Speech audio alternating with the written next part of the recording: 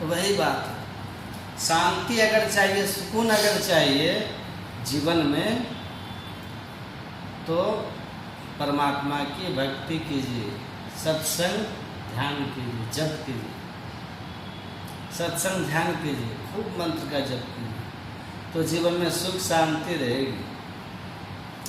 महल में आप सुविधा ले आएंगे, ठीक है, जीवन में हम पैसे से सुविधा खरीदते हैं, शांति नहीं खरीद सकते। शांति किसी बाजार में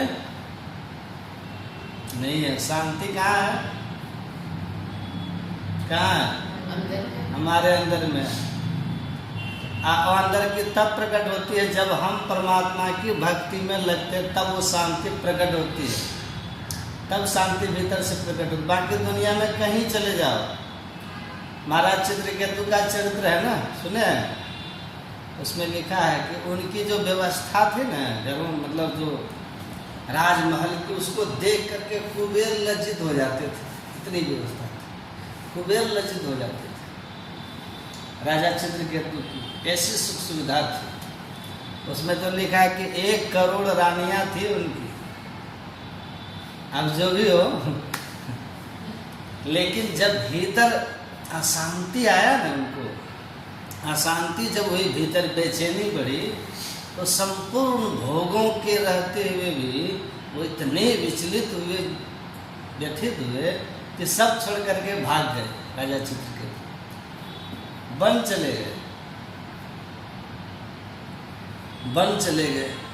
अब वन जाकर के वहाँ साधना में लग गए, तप करने लग गए। ओम नमः भगवते वासुदेवाय, ओम नमः भगवते वासुदेवाय।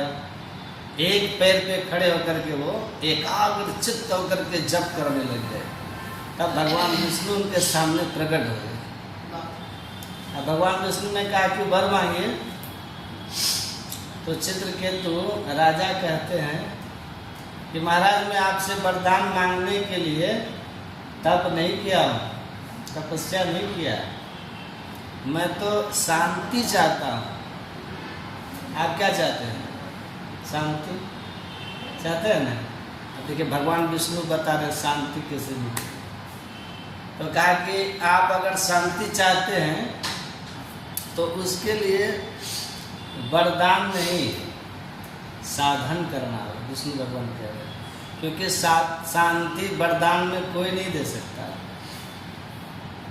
आपको कोई लोक वरदान में मिल जाएगा, स्वर्ग चले जाइए, वैकुंठ चले जाइए, गोलोक धाम चले जाइए।